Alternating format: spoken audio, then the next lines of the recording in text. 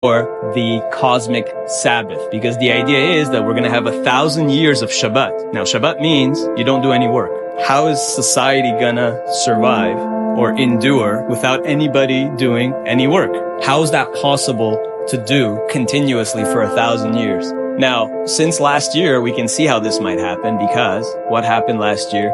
ChatGPT, AI, suddenly this jumped onto the scene. And so I think some people take a pessimistic approach to it. I also do sometimes, because like I see visions of Terminator or The Matrix or any one of these like AI apocalypse movies. The truth is, I think AI could be a setup for the cosmic Shabbat, because with AI, now we can see how nobody has to work anymore. I think AI could be how we have a cosmic Shabbat where nobody has to work and AI takes care of everything. And then we can have a Shabbat and focus on spiritual things. We no longer have to worry about physical stuff.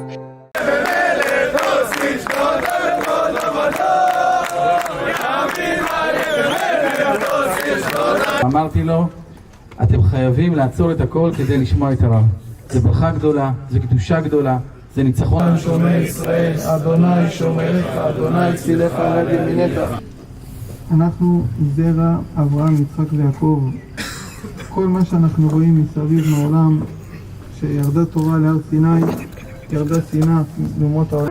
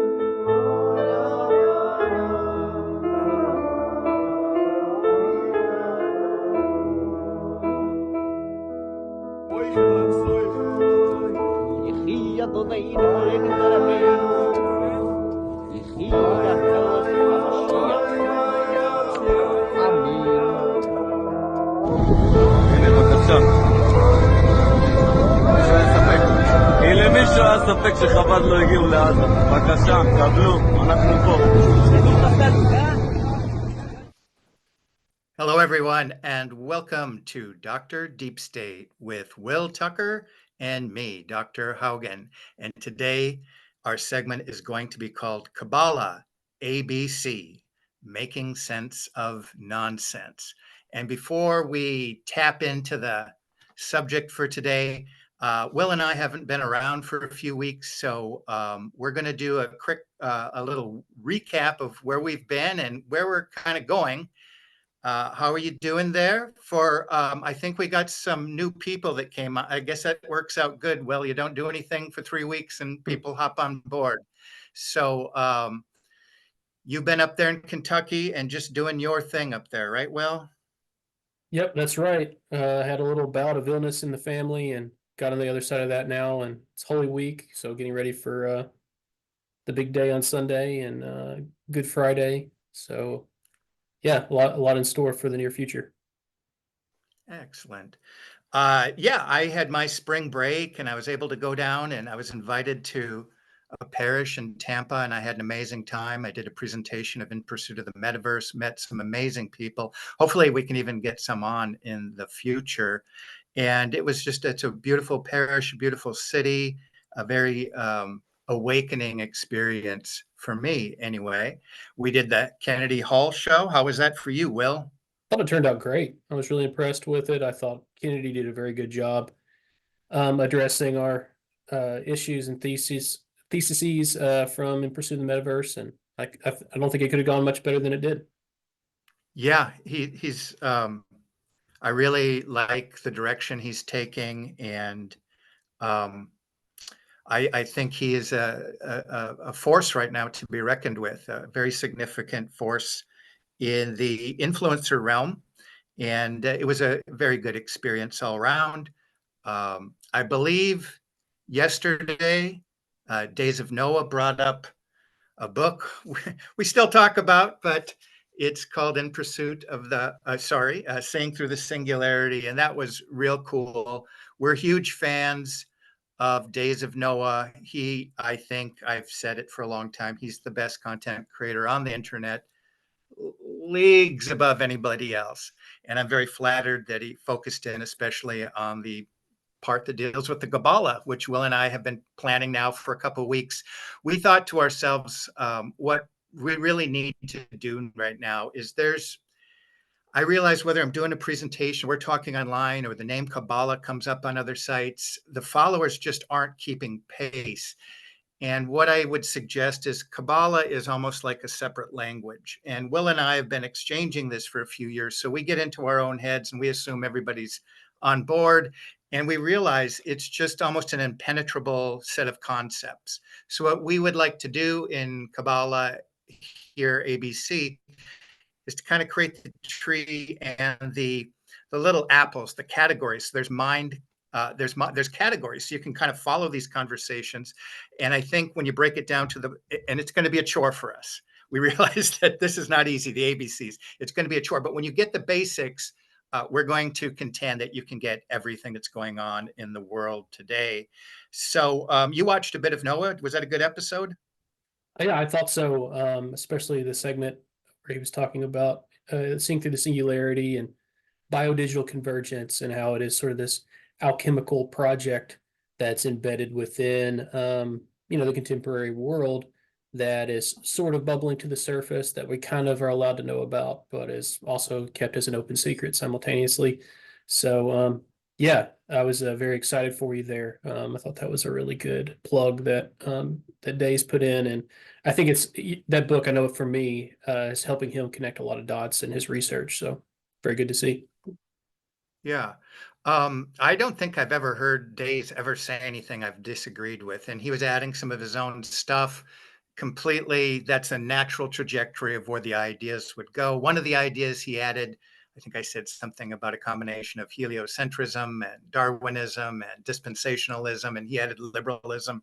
That's exactly what I did in the follow-up book, In Pursuit of the Metaverse, and how these essentially cabalistic ideas are baked into modernity intentionally and into liberalism.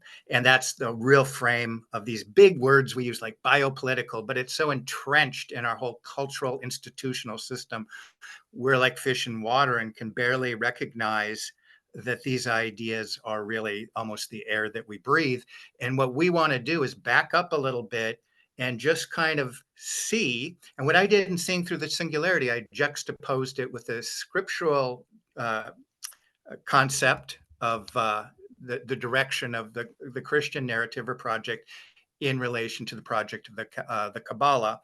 And that's done again in Seeing Through the Metaverse. Before I go on and we get into why we're doing the Kabbalah ABC, I'm almost a little loath to do this with some new people, but I, from time to time, put my address down there, and I will do it today. And the address is especially maybe if anybody has information pertaining to or addressing the book, or any way you would perhaps have suggestions or leads in helping me promote the book, that would be great. I'm also interested in especially Catholic voices from around the Anglosphere of the world to kind of just at least check in with me and say hi. Because just me maybe putting a smiley face down there in the comments, it's a little something here or there. But one thing I'm not doing right now, and I don't know if anybody's from DayZ podcast popped over here, but we are over here at the Dr. Deep State. The station has transitioned into a worldview based upon Catholicism, because we came to accept the claims of the Catholic truth of Catholicism, that it does best represent what we would call reality, and that's exactly what Kabbalah frames to both abolish and recreate.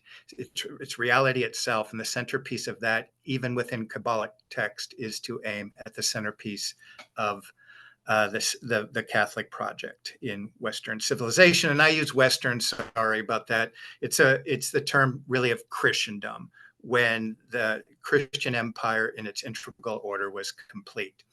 Okay, so I will put my address down there. And if you've never contacted me and there's just a little something you just want to say hi, great. That's what it's all about. So I can really kind of get to know everybody in our community. And in time, we might like to make a little separate channel or sub communities, but we're working in that direction. But before I go on, the last thing I'd have to say here in terms of the intro is that the purpose we're ultimately doing Kabbalah ABC 1, 2, 3 is so that people can have an introduction and some stepping stones into reading, seeing through the singularity, and especially in pursuit of the metaverse. And boy, it really is a challenge. Will and I have been talking about this for a couple weeks doing this. And every time we get talking, it's like, bring it down. And it's a task.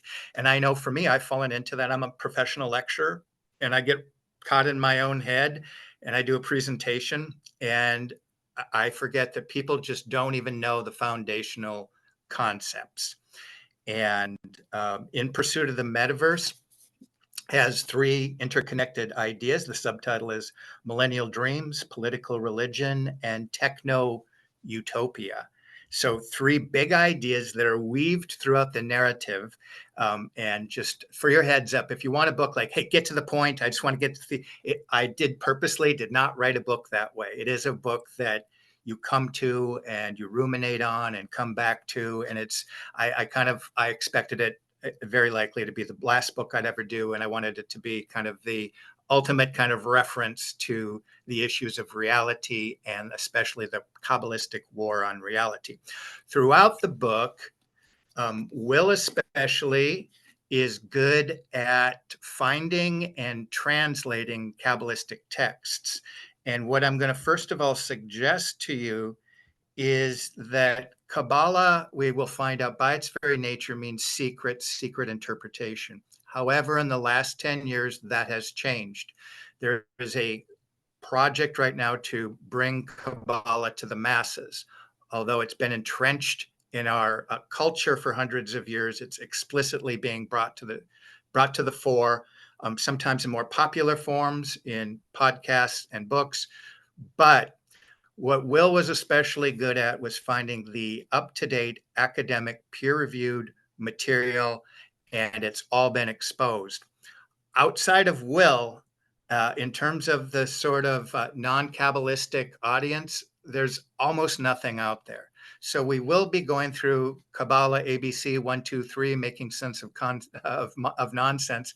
We will be going through it with this in mind, that it's all been laid out exactly what it does. There's no secrets. It's put out there what it does, what the agenda is. It's just a matter of interpreting it because it is rather dense material. So in our book, there's a narrative, and this is especially what Will focused on, tying together millennialism, political religion, and techno-utopia through the current peer-reviewed material.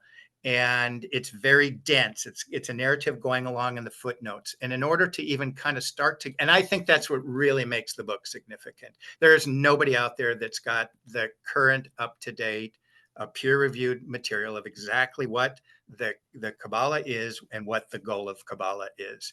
But before I go on, what I am going to say then, the centerpiece that we're working for is to be able to take these academic texts and just go, whoa. Well, I mean, this is what's been called for over 100 years, the externalization of the hierarchy. You can just put it out there. The secrets are being out there, are being revealed, what's going on.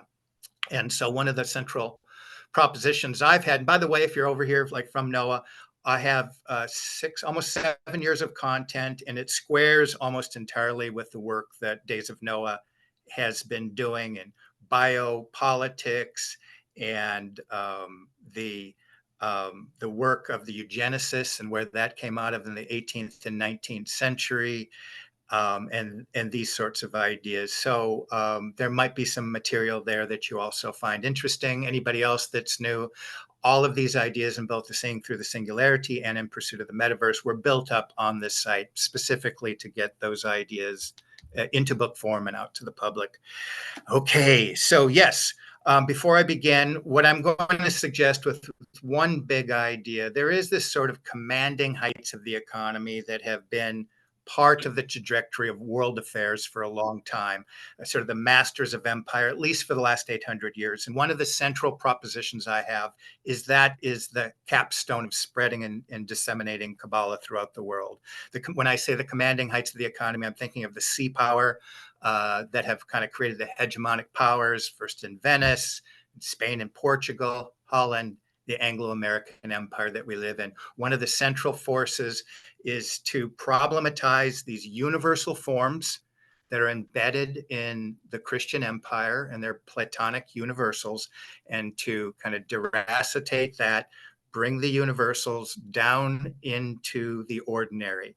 And so some people call that, if you think of the great academy where Plato's got his hand in the air and Aristotle has it toward the earth, that's a simplistic version, but bringing everything down into the force of politics. And we'll go into some of those general ideas, but it's important that if there's an agenda, it's been an agenda that's been aggressively in the works for about 900 years. And it is, Kabbalah is something that is embraced or has been by the commanding heights of the commercial economy, the merchants of the world. I think the book of the Apocalypse calls them, and the people that kind of make and maintain the rules of the international relations in the modern world of empire. So just bear in mind, this isn't something going on in the back. To the extent it's secret, it's the true powers that be. This is their vision of the world. This is what they're trying to realize in the world. So that's why it's particularly important. Today we talk about the World Economic Forum and the UN and their projections about things like merging with technology and transhumanism. Those are all fundamentally Kabbalistic ideas and a part of the Kabbalistic agenda. So, and we can go on and on how this is integrated into just about everything. But Will, I want to say a couple more things to set this up. Do you want to kind of say anything and squeeze it in here? I've been talking for quite a while. Yeah, just to put a little bit more meat on the bone there, where you're talking about reality being manifest in the church, in the Catholic Church, and its theology and ecclesiology. I think this is important to sort of state our claims here up front for our new viewers and people who aren't, used to hearing this kind of language and thought. But I think it's very important to understand this, how Christ is revealed and known through his church. And he comes into the world in form of the incarnation of the invisible God, God the Father, as his visible Son. And he comes to establish a kingdom that is fulfilled in his church. And it's important to have this idea of the sacramental economy and the mystical body of Christ to be able to effectively contrast the procedures and the terms of Kabbalah against, because this is the primary focus that they're trying to subdue and subvert in order to bring in the kingdom of the Antichrist. So and then also to understand how the shift takes place between the Middle Ages, what we've been taught to call the Dark Ages, and the Renaissance and the Enlightenment, and what is really at stake with that shift, and why Kabbalah is sort of the essence of modernism and modernity. And it's important to understand what really collapses at that moment at the end of the Middle Ages, when the Reformation and the Enlightenment and the Renaissance take place. All right. Now our goal is to keep it simple. Okay. So, wow. Okay. I think I lost my thought there for a moment, but what I want to suggest is Kabbalah. If this were the film The Matrix, which honestly I never actually watched, but I know the character's name's Neo, and they always play that clip like Neo. It's everywhere. It's in your, it's there when you go to the bathroom. It's in the library.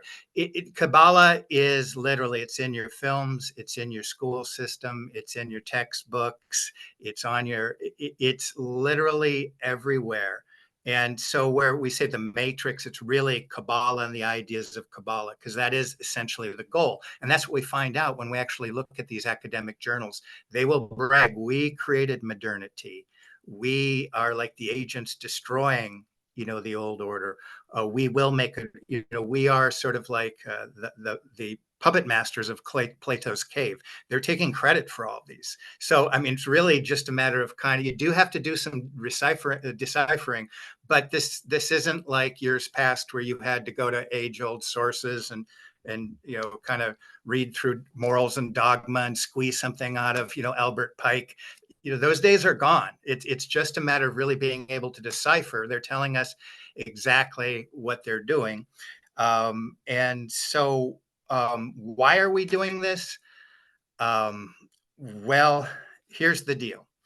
The simple juxtaposition, we can maybe put a slide down in what Will was just describing, because what you need to get is this idea of called the mystical body of Christ, or we as Catholics call it the church. And what the essential program is to essentially build a mystical body of Antichrist, but it's using the other, because this is a parasitical form, we'll find out. It can only use what's there, okay? So that's the end game. It's the mystical body of Antichrist, sometimes called Adam Kadam, okay? And so that's what's being built. And part of what Kabbalah does is it messes with reality. It simulates by its very nature. When we put up here the thing of the Sephirot or the body of Adam, there's oftentimes a snake going through it, and it acknowledges the snake as the bringer of the wisdom and that creature that will realize the ultimate ends of Kabbalah. So we have to kind of be aware of exactly what is the typology, what does it mean to be connected to the mystical body of Christ, because that's exactly what's being tampered with. So when people say, why do you want to know this? And it seems esoteric and all that, what they're essentially trying to do, because I hope we're not slipping away all of a sudden into obtuse terms. They're trying to simulate what we call the city of God. Augustine would call it the city of God. Are you in the city of God? Are you plugged into the mystical body of God? They're taking they are from the foundations. What they're doing is they're building a heavenly kingdom on earth. So they're part of the city of man, but they're building a simulation. So it might seem or look, or smell like the city of God. And you might think you're in the city of God. And that's so much, of the discourse about the times of the great deception, or people coming upon the throne and saying, Christ, Christ, did I not cast out demons? Did I not prophesy in your name? And Christ, hauntingly says, depart from me. I don't know you. You were never apparently even connected. You thought you were. And so it's a troubling part of reading in scripture. But I believe that is part of the deception, is there's people that truly think they're incorporated into the mystical body of Christ. They're plugged into the wrong apparatus. And that is the agenda of Kabbalah. So we are really ultimately only going to get into it really right now. We're gonna try it out, and what we're going to do here is we're going to go over a little history, talk a little bit about what it is, and then we're going to set things up for the agenda, and that it takes some time to develop over the following weeks. So once we have the real categories in mind, we've created what it is and how it operates, we can start seeing it all over. And trust me, if you can, once you know Kabbalah, if you see something, well, I had a series a while back in the fall, and whatever I would take from the news, it's just Kabbalah. Any current affairs, the agenda is right there. But once you kind of know Kabbalah, when you see both the workings of Vatican II and the documents, you're just going, oh my God, this is just laced with Kabbalah. And I'm not saying that it's necessarily, I don't want to get into a sever in the hermeneutic of continuity, but it's all over. So it's really important to get the foundational differences in place in terms of what this thing is, because by design, it's supposed to be hard to think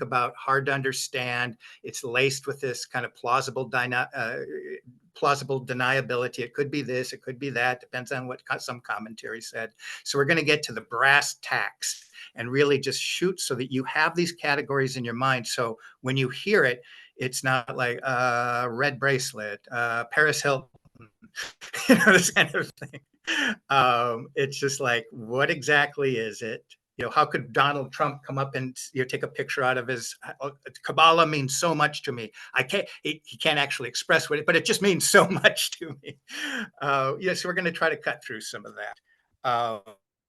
And I wrote down a comment. I rarely do it on sites, ever write down comments, but I wrote down one. I think I just clicked on something. I think it was Matt Fradd, and somebody was on talking about the Civil War, and he's talking about this. It's always this real time. And this is part of what you might have to kind of get into a little bit, which is very, very, very, very difficult for some people to do.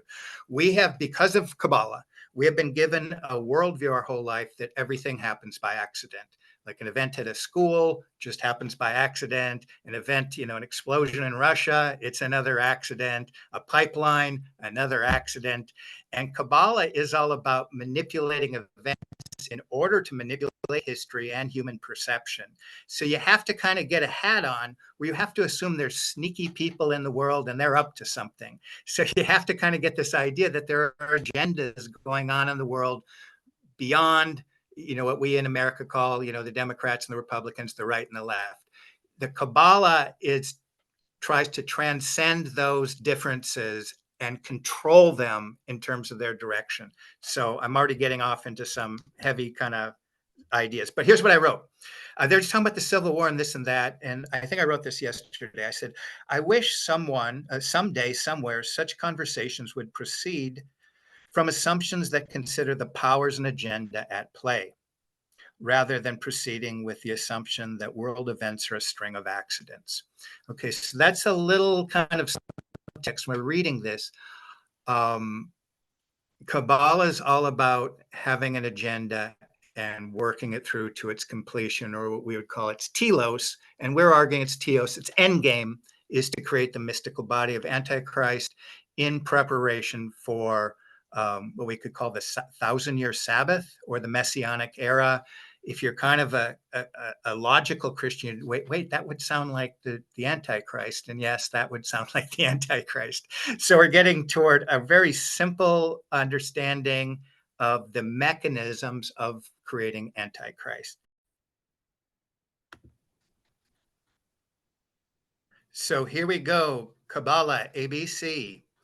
So the word itself, Kabbalah, is the overall body and philosophy of mystic Jewish traditions. So I don't want to do any sentence without making too many assumptions. So just broadly, what you're going to hear most people say, it's almost like a worldview or a philosophy dealing with Jewish mysticism. Do non-Jews sometimes use it? And like the Aleister Crowleys of the world and so forth? Yes, in Freemasonry and so forth, it is a foundational element of Freemasonry, but fundamentally it's Jewish mysticism, and it's also known as secrets of the Torah. So it's going to have this secret kind of past to it. We said now it's being externalized, but that by its very nature, it's sort of secret of the Torah. Now, the Torah, I'm going to assume most people do it. If you come from a Christian background, or you're maybe just a part of the Western civilization, you've heard of the Bible, and that includes the Torah, right? And what I think a lot of people might get kind of confused about is the oral tradition of the Torah. How do you take that, Will? When, like, for example, a lot of people are going to think Christ rails against the Pharisees and what they've done with tradition. And there's the idea that there's not supposed to be an oral tradition, or we certainly haven't been told about it. How would you interpret that oral tradition? We have the Torah, what we call the first books, the law in the Bible. And how would you think of that, Will? The Torah, it can mean, like you said, the first 5 books of the Bible. It can also mean the books of the prophets, and then we have Christ who says, speaks against the traditions of men and the teaching of the Pharisees, and makes a distinction there. So, yeah, there's a parallel tradition that's obviously happening alongside of the revealed tradition that seems to be something that Christ identifies. Right. And it's tricky because I think a lot of people that kind of criticize Catholicism and the magisterium or our tradition, they don't realize that God did intend there to be a tradition. From our view, Christ is just saying it's been manipulated or perverted or become man-made. But there was supposed to be an oral tradition along with the Torah. And that's not, as we would say as Christians, unbiblical or inconsistent with the magisterium. Likewise, that's a continuation. The problem is, again, that Christ is accusing them of doing, of perverting it, not that it exists. We also have the Talmud, and that is sort of what we would say after the advent of Christ, the commentary that Christ is criticizing, and some of it might have just been part of the legitimate tradition. However, after Christ reveals all things, we can debate about that. But there's an oral tradition. That oral tradition becomes codified after Christ, several centuries. Well, it's probably starting a few centuries afterwards, second, third, fourth century. It becomes codified, and we have the Talmud. So we have the Torah and the commentary on the Torah, which we call the Talmud. And here's what I'd want to suggest right now. One of the key concepts, the bedrock holding all of this together, is when we think of Moses, think of the burning bush, and God revealing who he is. What does God say he is, Will?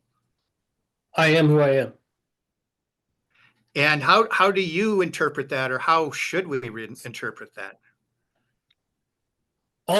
It's sort of in logic that's called a tautology, which is a big word that means a self-proving proof, where there's a kind of I think it's God saying, I am more than what you can possibly comprehend, but just know that I am being itself. I am the source of all things, and all being comes through me. Yeah. And it's the foundational idea, and it's sometimes really easy and sometimes it gets tricky. So God is being, and he's self-contained. He transcends everything. He's outside of everything. And that's why he can be the source of everything. And that's why getting the nature of the Trinity right is so important. They're eternally begotten. And that actually makes sense in terms of what we would call science and physics, as opposed to something out of nothing. But he's the eternally begotten. And so he's being. And his being is in the world. Everything that is being through his being.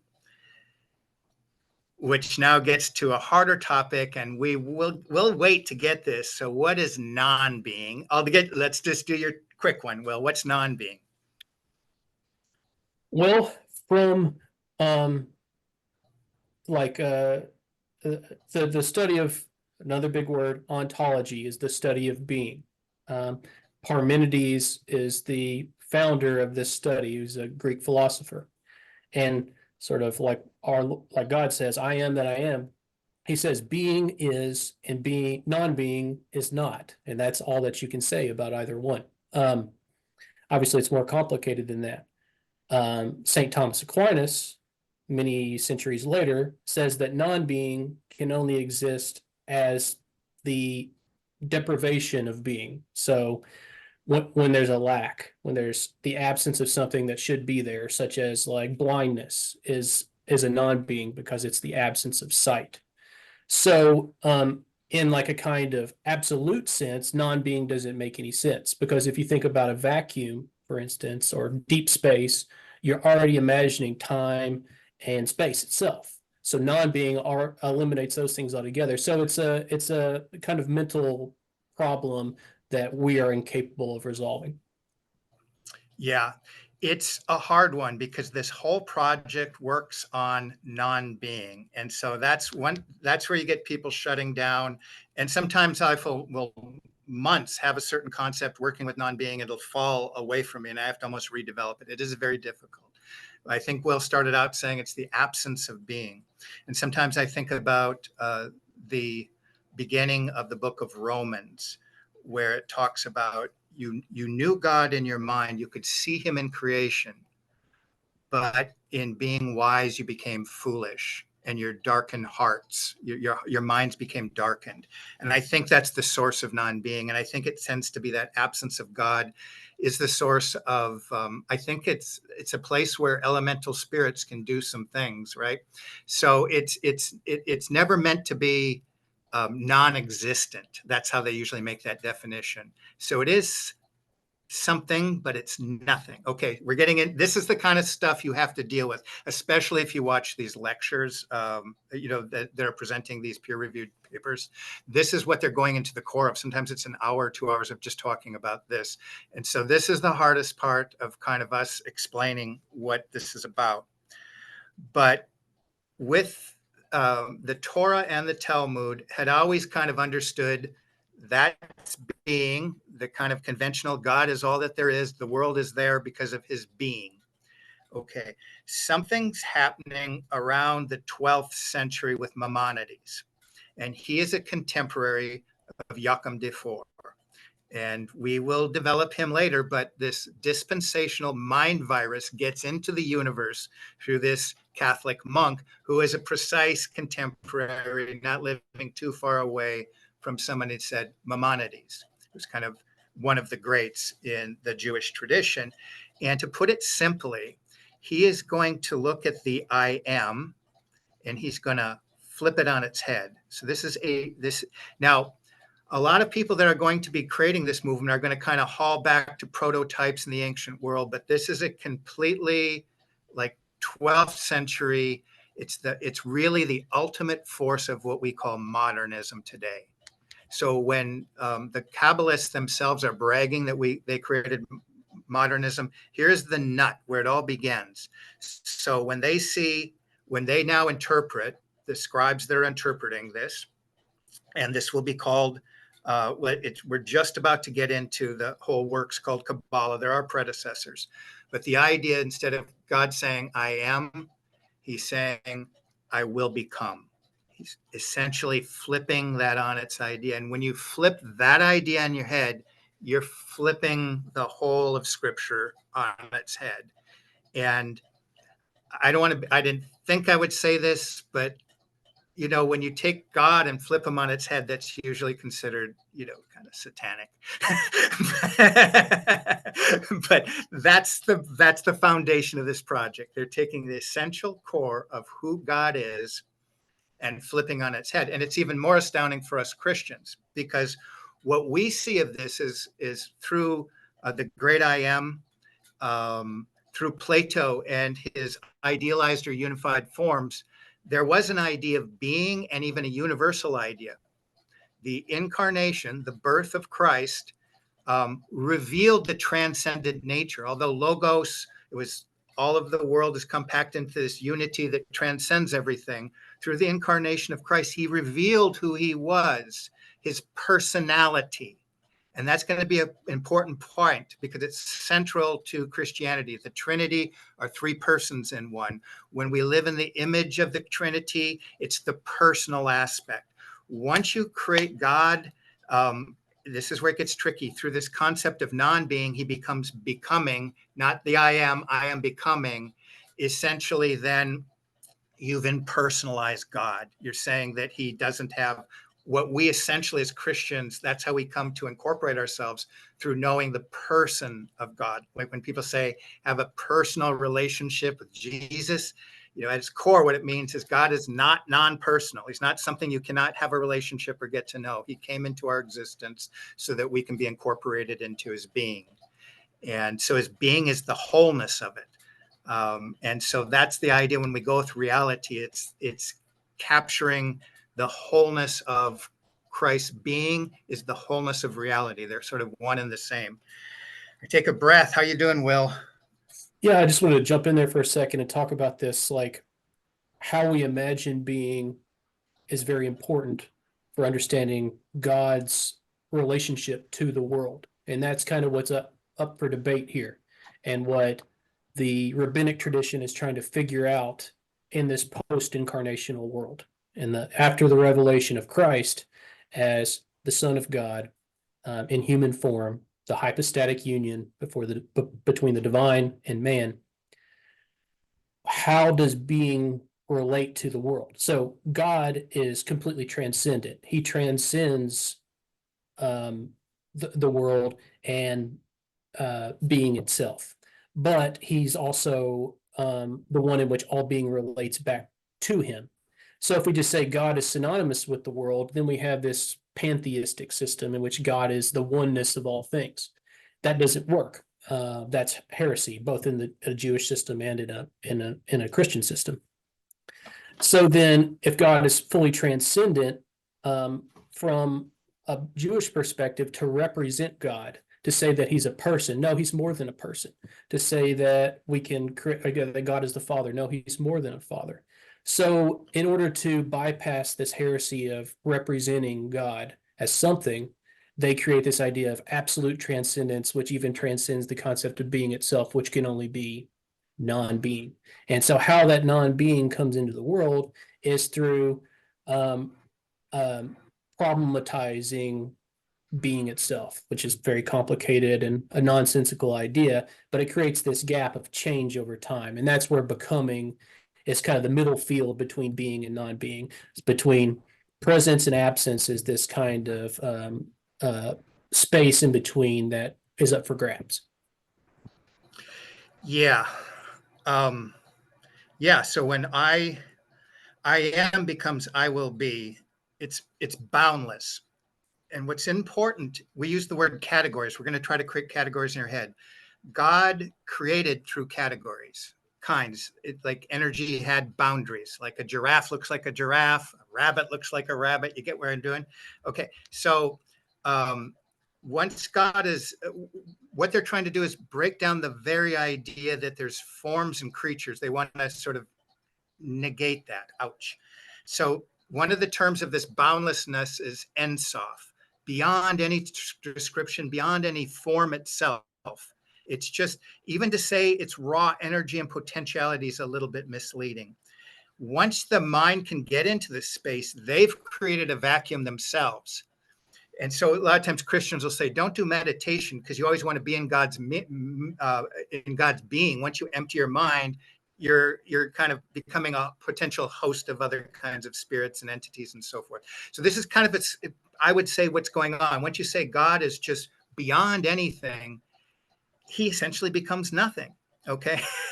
And so, but yet for them, he exists. Okay. So it gets a little tricky, but we're getting to the hardest part of this whole discussion right away. The whole project works from the idea of God is non-being. And so there's a lot of sophistry that goes along with this. But okay, so the big turn of events in world affairs after the incarnation of Christ, which I think shattered human consciousness. And we had this idea of a transcendent that was fully revealed, and thus the category for the millennial, the kingdom of heaven that we go to, so that we can kind of see it in our mind's eyes. That's the beatific vision that we aim for as Christians. That is essentially all, that's dismissed. There are no such kind of forms and things. So where this really breaks and where the entry of the secret Cabala comes from would be 13th century Spain. So before I continue, there is no book called the Cabala. It's a collection of workings and commentaries. But what hits the fan, and I think it is the source of modernism, you'd probably, not to blame it on everything, including wokeness and communism and all that, but it is the source of the modern world, and that is the Zohar. It's from the 13th century, and that's where this mystical tradition that had been here and there, but essentially the part of the mystical vision that says God is, I am becoming, gets into place. So we have the Zohar, and that crystallizes the mystical tradition around that idea of becoming. The central idea is God is becoming. And I'll let you do this point right here, but you do the Hegel line right now. How would that work? That God needs man in order to complete himself. And through mankind's collective self-consciousness, God comes to know himself in history.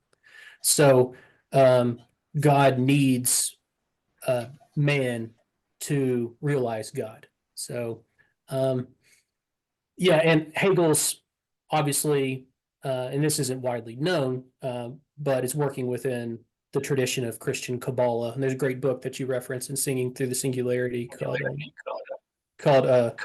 Cabala and the Hermetic Tradition by Glenn Alexander McGee, that goes into sort of the Kabbalistic roots of Hegel. Yeah. So to say that again, this concept of God needs man in order for him to become God or for him to realize himself. That's the core of it. It crosses over into some Gnostic strains, which I don't think I want to hit the word Gnostic right now, but I guess I said it. So let me say it really quickly. From a Catholic perspective, anything that's not part of the Catholic social order becomes Gnostic. And that's a little simplistic. In the old world, there was people that rejected the body, right? Christ came, he ascended with the body. He tells us we're going to be given incorruptible bodies. Through our theology of the physical, God uses grace upon the physical to part of his redemption plans. So in the Gnostic, they kind of went outside that idea and they rejected the body and they just wanted to ascend. So that's kind of the Gnostic and the rejection that everything is evil, kind of like almost a Calvinist idea of total depravity. So in the ancient world, the Gnostics just wanted to ascend. And that becomes inverted in the modern world. The mind's tendency is to take heaven and pull it back here into the material. So it's either no material or the heavenly aspect is pulled into the material. So that a lot of times when it's thrown around in modern discourse, there's a lot of confusion because technically they're opposites, but they're both correct in the saying that they're both Gnostic. So both are outside of the Catholic social understanding of we'll call it Catholic theology or the precise Catholic social order. And so when you get outside of that, you get into strange thinking. And our argument is you invite certain kind of mind spirits the further you get away from precise definition of the nature of Christ, the Trinity, and the social teachings that surround that, all trying to preserve it. Okay, so the Zohar means radiance, a type of light, and it more specifically means the enlightened will shine. So it's really a project about this special knowledge, because when we get into how do you read to read the Kabbalah, you used to have to be 30 to 40 years old. Up until very, very, very recently, only a few people could do it and study it. And they're considered, it's like a cabal. It's always been connected with a certain sect of the mystical rabbinic class, which has always been tied to the mercantile class. And that's almost hard to get your head around, but the powers that be realize there's really a power that comes from this thing. And so it doesn't separate itself. The mission is both the mercantile piece of it and the, I'll call it theological or the mystical piece of this. So in short, what's going on here in the early Middle Ages is that the Zohar equals a new revelation. And essentially it's word religion itself can even be, I'll call it a new worldview. It's a new type of religion. And it's the source of modernity.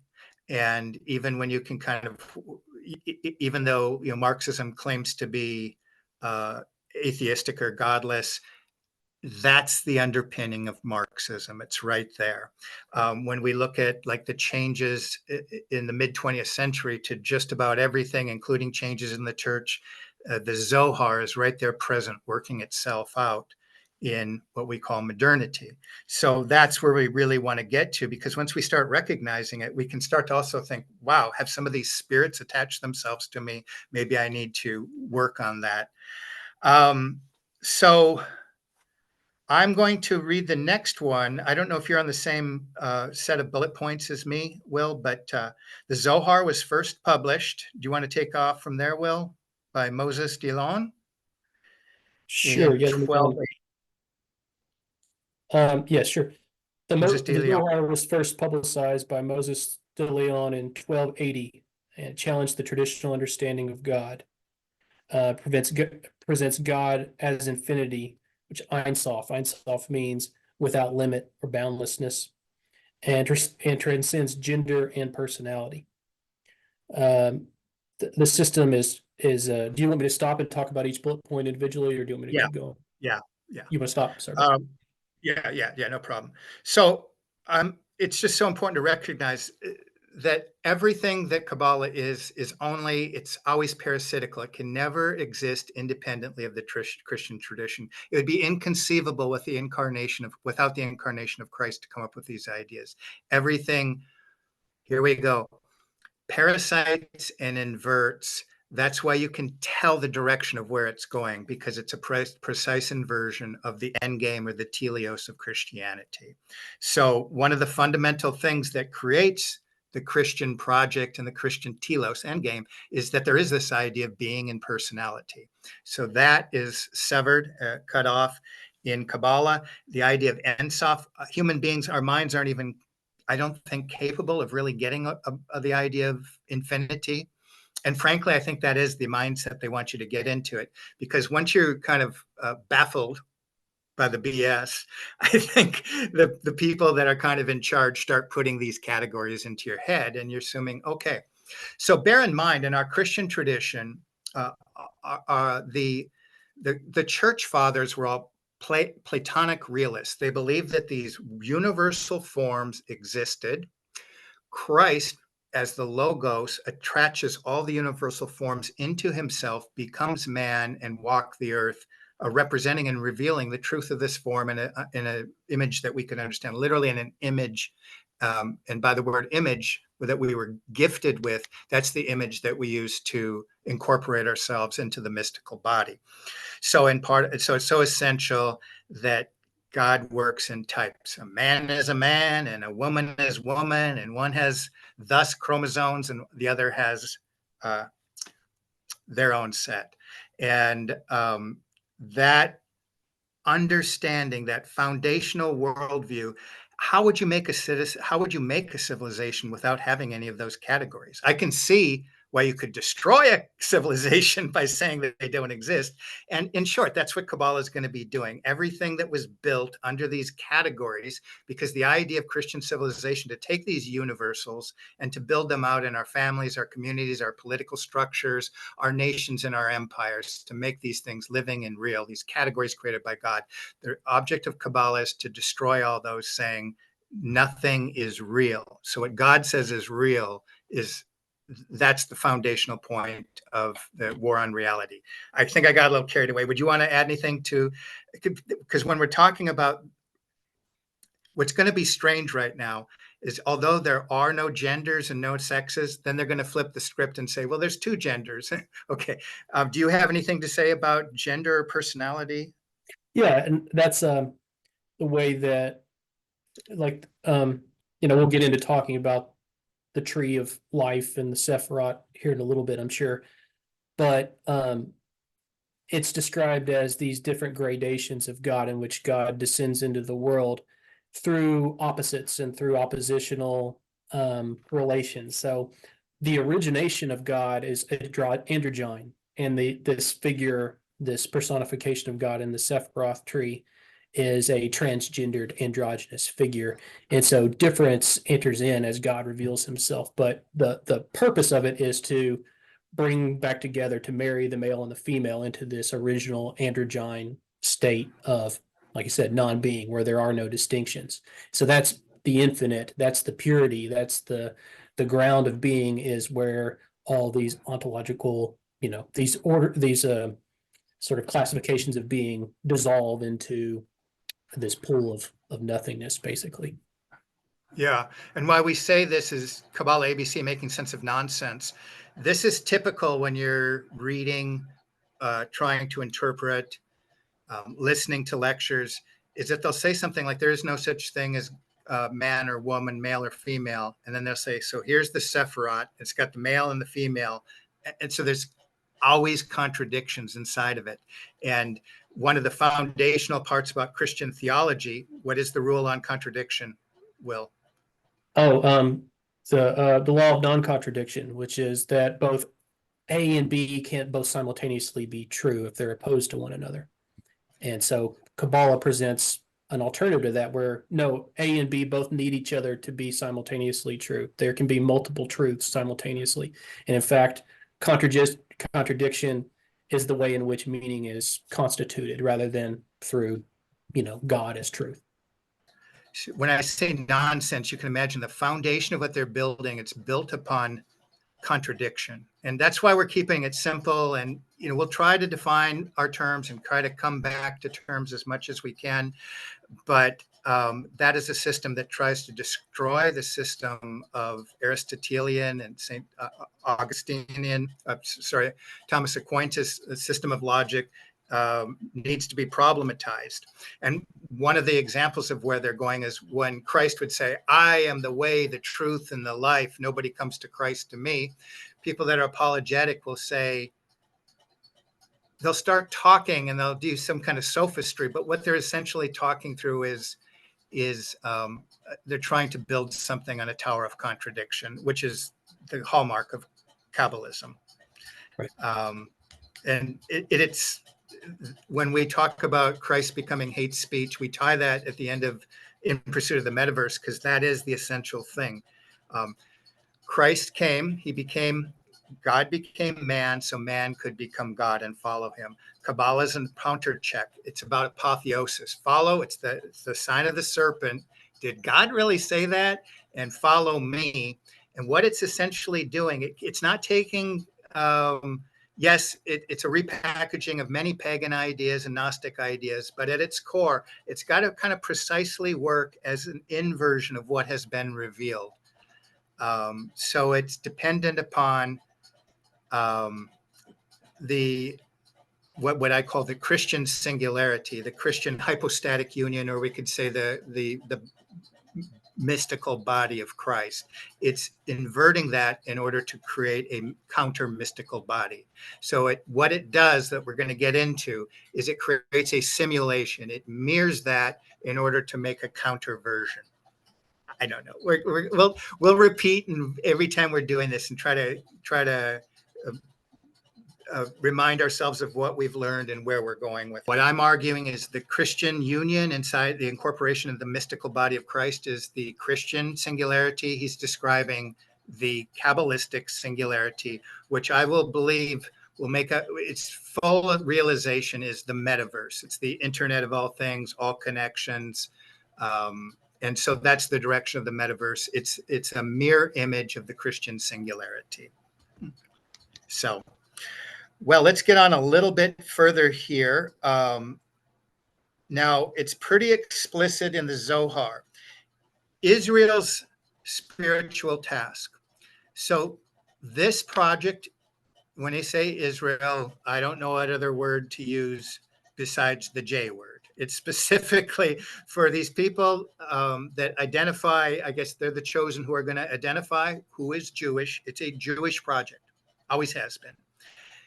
Do they involve other people, use other people, instrumentalize other people? Yes, that's the final project, is Kabbalah for the masses. In the new Messianic age, if you're still around, you're going to be tutored by somebody that's legitimately supposed to be a teacher of Kabbalah. So it's going to be the New World System. So it's just breaking out here with this huge revelation in the 11th, 12th century that God, the I am that was revealed, means I am becoming. I need man to help me realize who I am. So that's their apotheosis. That's their road to singularity. Now, they could have imagined a bunch of different ideas of having that project end, but it ends as a precise inversion of the Christian singularity. So it's Israel's spiritual task, that is the agenda, is to unite the male and the female, halves of God. And so many parts of if we discuss this later, sex is integral to making this vision realized. As above, so below, the sexual component is key. God is not static being. He is not the I am. That's for schmucks that just look at the literal meaning. The real, the gurus, the adepts, the top rabbis that are connected with the powers that be, they said it's quite the opposite. That's just the externalized version. And I would say the esoteric version, but again, this is all being externalized, that the real God requires man to understand who he or she or it is. But it's a dynamic, it's becoming. So here we go. Christian tradition is all built in being. We participate in God's being.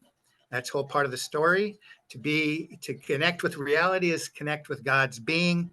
And God is both transcendent and yet he rules both heaven and earth. So we have trouble sometimes participating in the fullness of being, and that's where we get into the sacramental order that helps us do that. But God then is not being, it's a rejection, but he's non-being. But that gets a little tricky because you cannot non-be unless there is being. So sometimes they'll use the idea there's not static being. So the Zohar invites permanent innovation and revolution. That's important. It's permanent. That's why, like, Marxism is a permanent revolution. Just like we talked about the French Revolution, the ultimate goals was to recreate man. The Communist Project, the recreation, a new man. The Nazi Project, creating a new man. And now the ideas of the World Economic Forum are recreating us in light of new technology. I'm going to let you take over for a little while, Will. However you want to do it here. Okay. Well, actually, do you want me to play the clip? Yeah. Okay. Let's share screen real quickly.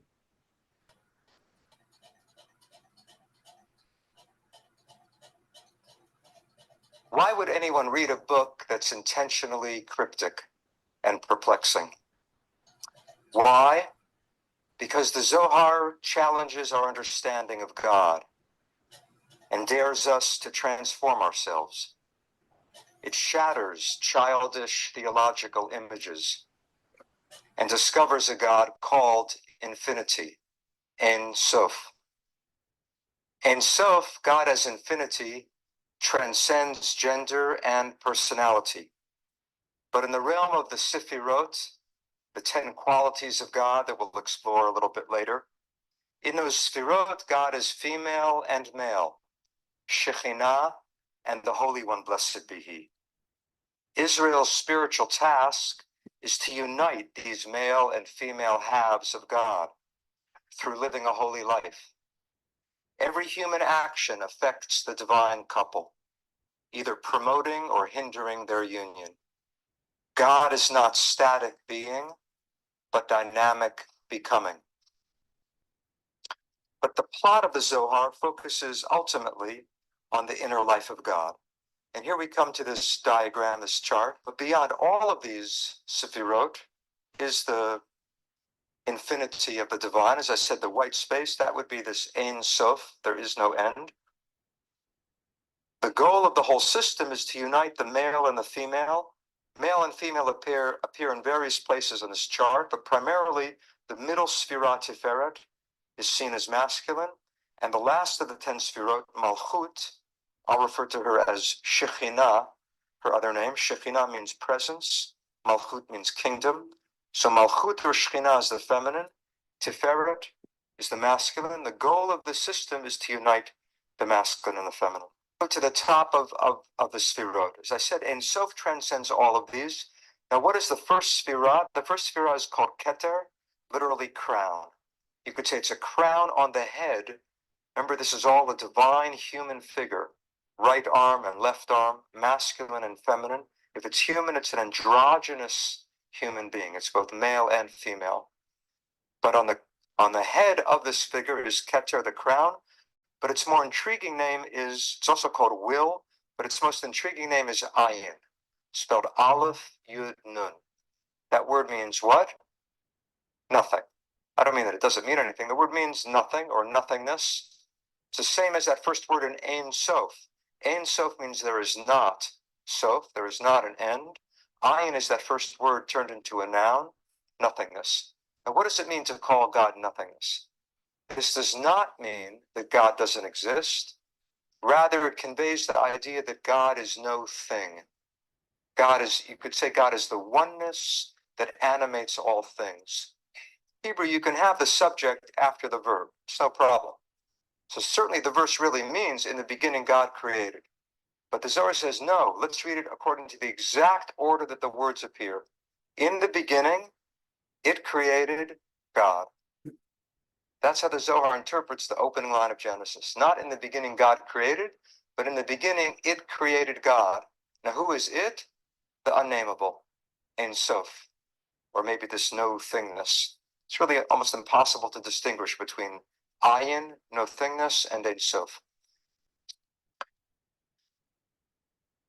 Bereshit, in the beginning. At the head of potency of the king, he engraved engravings in luster on high. A spark of impenetrable darkness flashed within the concealed of the concealed from the head of infinity, a cluster of vapor forming in formlessness, thrust in a ring, not white, not black, not red, not green, no color at all. As a chord surveyed, it yielded radiant colors. Deep within the spark gushed a flow, splaying colors below, concealed within the concealed of the mystery of Ein Soph. It split and did not split its aura, was not known at all, until under the impact of splitting, a single concealed supernal point shone. Beyond that point, nothing is known, so it is called Reshit, beginning, first command of all. The enlightened will shine like the Zohar, the radiance of the sky. So as you see here toward the end, he's the concealed of the concealed. It shone forth, but it did not shine. It, it's full of these contradictory type of suggestions to try to create some illusion of like the radical transcendence of God at the same time as the radical immanence of God. The female aspect of God is embedded in all things, is the Shekinah, the sparks of the divine that are scattered through all of the world that have to be regathered through the works of Israel to reunite it with the infinite nothingness of Ein Soph. And so there's this constant playing with contradiction, as you said, to sort of baffle us into this place in which we're very impressionable, and truth is just something that's fluid, that's kind of shifting back and forth between polarities rather than something that's emanating directly from God. And then you talked about the idea of the Shekinah is something that's very much of the rabbinic tradition. I've heard it, in traditional Catholic parishes used. It's probably something that's being spoken of in seminaries and stuff, but it's very much from this mystical Jewish tradition. So anytime we hear the term Shekinah, our ears should perk up and realize that we're talking about this kind of mystical union process of Kabbalism. Yeah. And part of why I think Will did the last couple, when he's talking, frankly, gobbledygook, that's where we're saying Kabbalah 1, 2, 3. It's absurd. He's saying these things in opposites, and he's basically talking about creation of the Big Bang. It's very Gnostic. It created, so it's this demiurge kind of Gnostic stuff. And I'm going to finish off here, and we're going to look at the Christian incorporation and what that's entailed. So we're looking at something concrete here, but it's like Big Bang. Like this guy himself is going to talk about Big Bang cosmology and how it's essentially a packaging of the Kabbalah creation story.